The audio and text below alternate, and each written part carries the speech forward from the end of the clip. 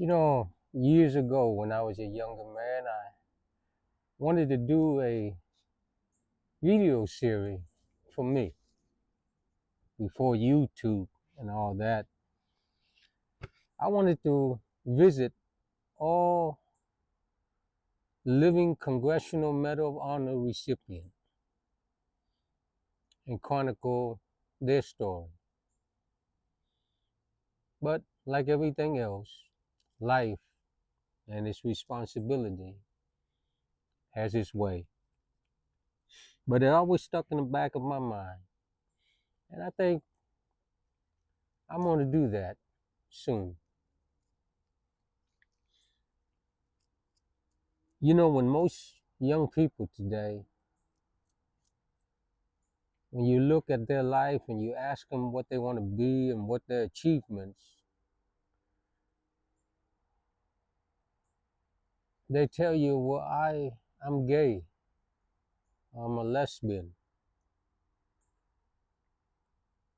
I identify as he, she, or trans, cis, gender, non-binary. That's too much. I don't know all the terms. Instead of finding your greatness or your calling in life to do something good for mankind or society, your greatest achievement is because you identify as a flaming tomato.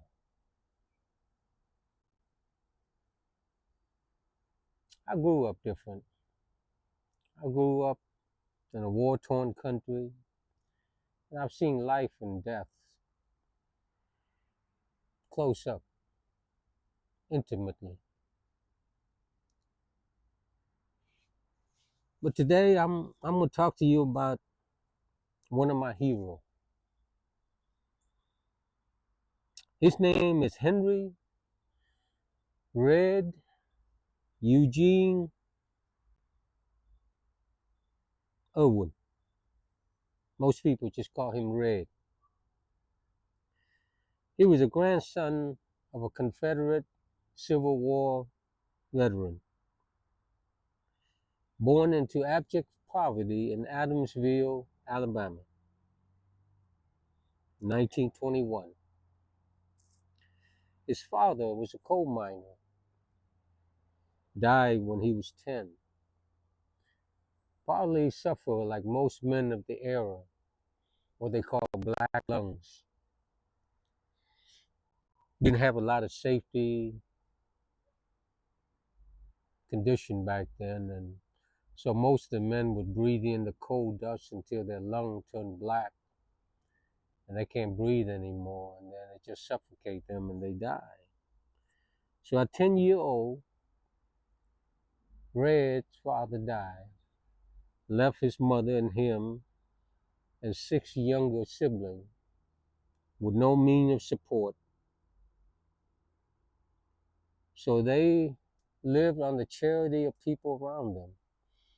This is in the days when you had no government support.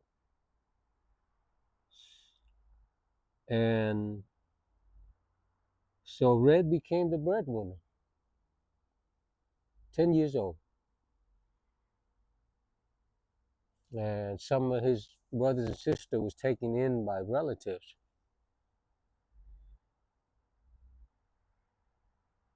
Red became, Red took responsibility for taking care of his family. He shelves the coal company store for 50 cents to $1 a night.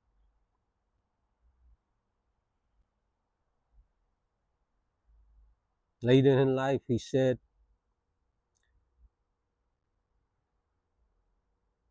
I came from a poor family in Alabama. I had no high school education, no college, and no money. And barely a teenager, he was taking care of his family.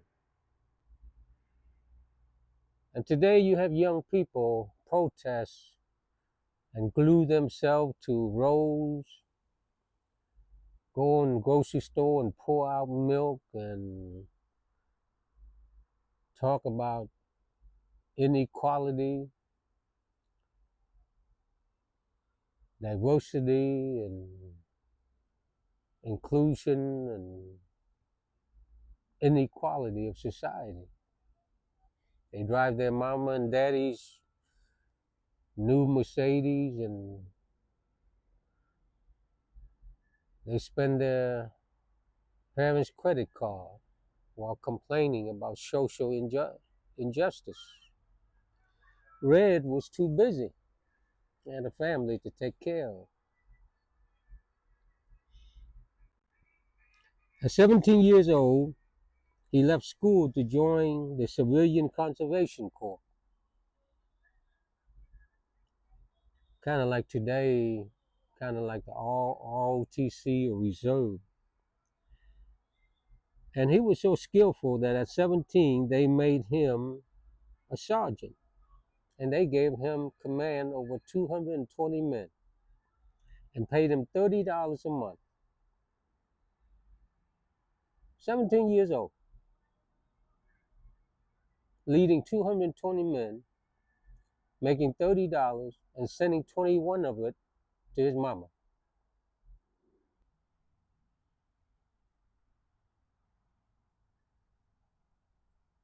Red said that greatest, one of the greatest achievements of his life was after 18 years old, he bought his mama a 5-bedroom home. Teenager bought his mama a home from abject poverty. I know a lot of teenager and young men today wouldn't even buy their mama a cup of coffee because they're too busy fighting climate change and gluing themselves to sidewalks. Or a young man in abject poverty was struggling and buying his mama a home.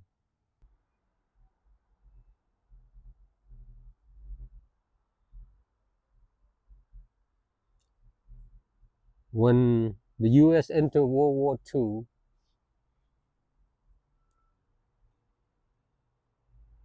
probably 18 years old, he went to work for a steel mill,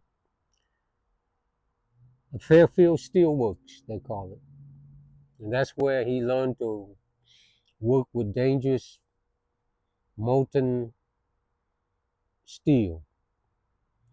It's not like today. Back then, it was very dangerous. But that's where God put him. Because in that crucible of molten metal, God made him a man.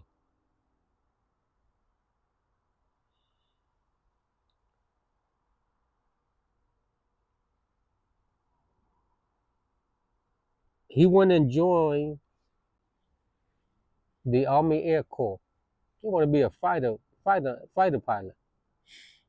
When I was younger, I wanted to be a fighter pilot. That was my dream.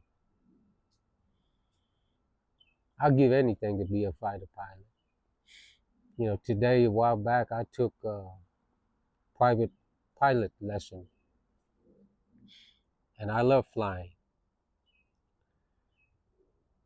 And Red liked it too. And when he entered the Army Air Corps, they taught him how to take off. They take him how to fly.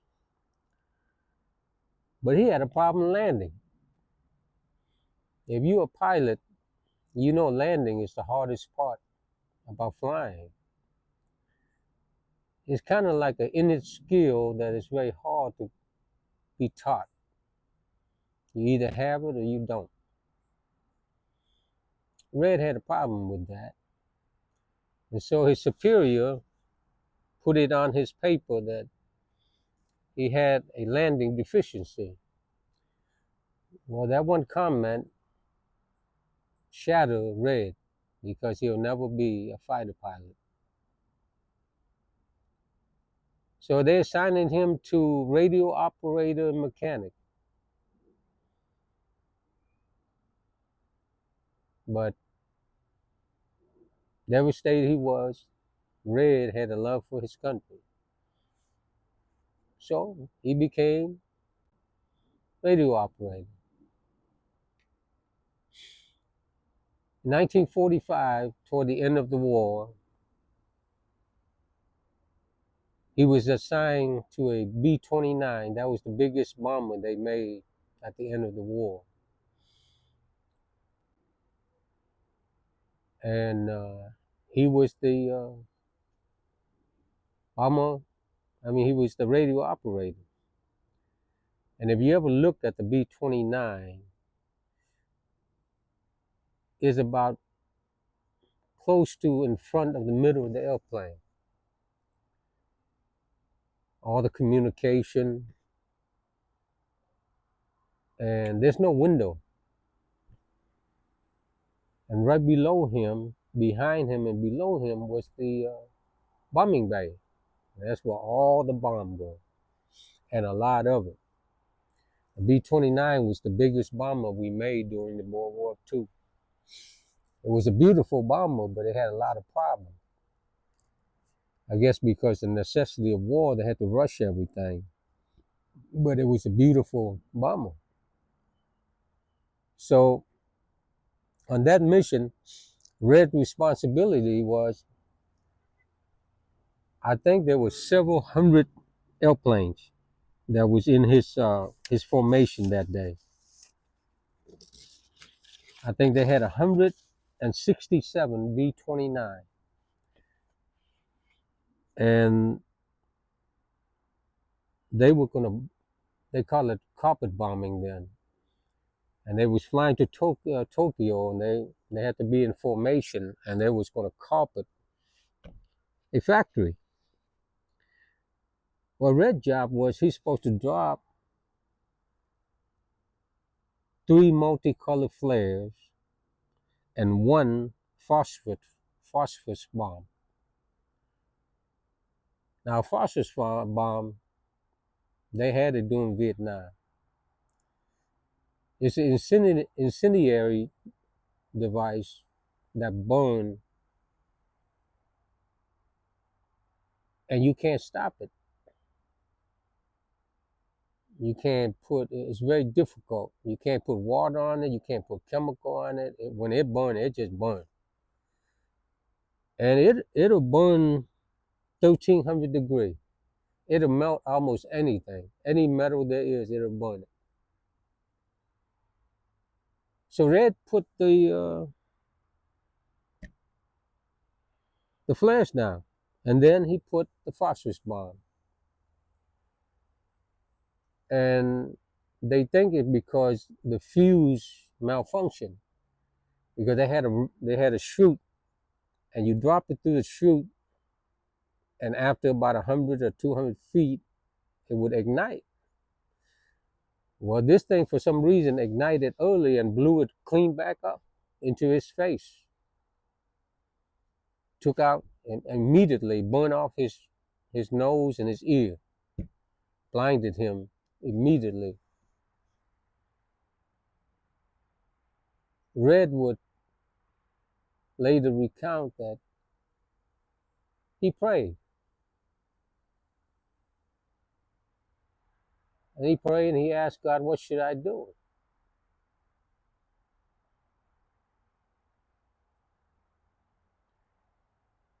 So Red fumbled on the floor, and so I tell you, phosphorus, I had a gunpowder burn when I was a child. 3rd-degree burn.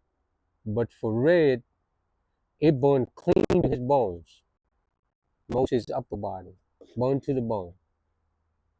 Excruciating. There are no wound and burn more than 3rd-degree burn, especially phosphorus. You can't put it out. You just watch you light up like one of those, you know, sparkler that you see, except it's a lot harder and a lot stronger, and it's painful. But at that moment, God gave him the strength. He fumbled and found the phosphorus bomb, and he picked it up with his hand and cradled it like a football player, and he carried it in his bosom because he know if that bomb had burned anymore, it would have burned right through the floor into the Bombay door, and had it ignited the bomb, there wouldn't be nothing left to that airplane. Normally on a bombing run, they'll have 11 or 12 men in the crew. It would have killed everybody aboard. And Red knew that. So he cradled that bomb like a football, blinded, burning his body. His body was on flame. And he walked his way, felt his way to the cockpit because there was no window in the airplane. There's no way to discard it, put it out. So he felt his way, and right in front of him, the B-29, they have a big gun right on top. And you have to go through all that, and it's cumbersome. And there's a little alleyway that you have to walk through. And when you get to the front, radio operator has a fold-up table. And once they spring out, you can't pass it. So when he got up there, the table was on his way, holding this burning phosphorus to your body. Fumbling for the latches and release spring, he folded up the table. He walked all the way up to the cockpit where the co-pilot was. That's the only window that gives you access. And most of his hands were burnt up by then, but somehow he got the lever to the window open, and he threw out the bomb. Now while this bomb was incinerating him, all his flesh was melting off his body.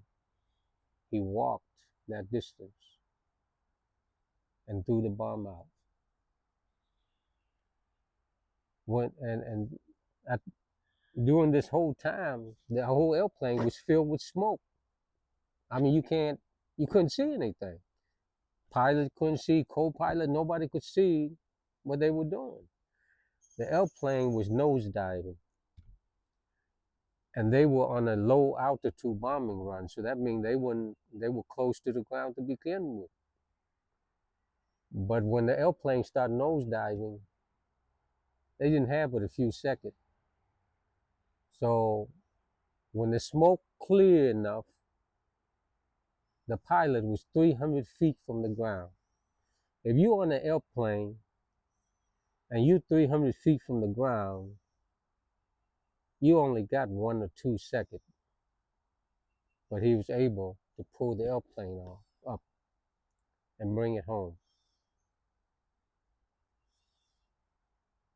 They knew Red wasn't gonna make it, but they took him back.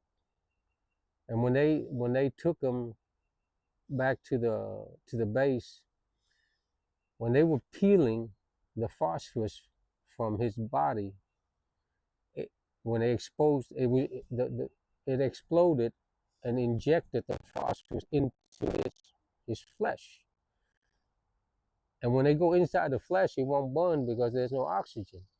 But the moment they pull the phosphorus out, it'll ignite and burn right there. And he had so much of it, they had to carefully pull out the phosphorus pieces from his flesh. They know he wasn't gonna make it. Most third-degree burn that heavy, nobody survived. So when they landed, crew safe,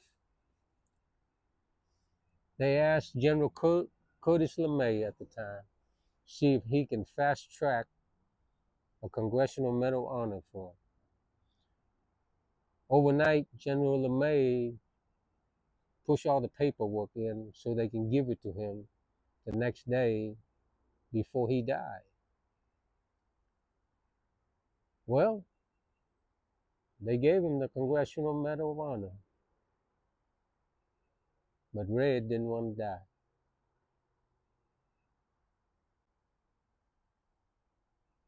Whether you believe in God or not, I do. For a time such as that, God made Red. He came home, started a family. He still served in the military. And I think when he retired, he had a rank of lieutenant colonel. He served his country honorably, had a family, had a son, I think, served in the Alabama Congress.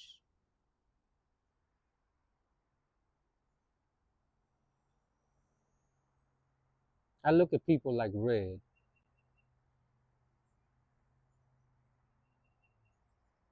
and I look at the youth of today, especially on the left, and I wonder what happened to our world today? What happened to this generation? And a lot of it have to be with how they're being indoctrinated,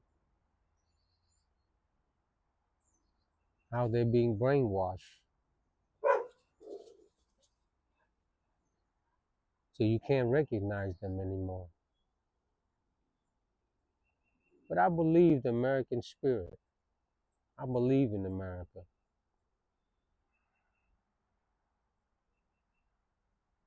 And I believe God still works in the heart of men today. And I hope as my generation diminish, I hope God will raise up a new generation like Red, like Charlie Coke.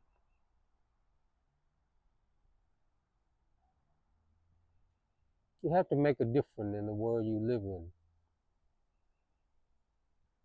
You have to contribute to your society. You have to make a world better than you found it.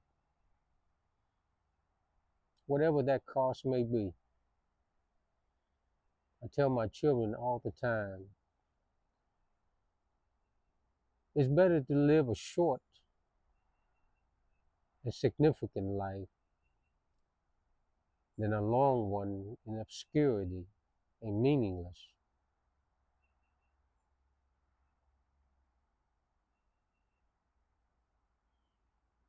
I'm Charlie Man.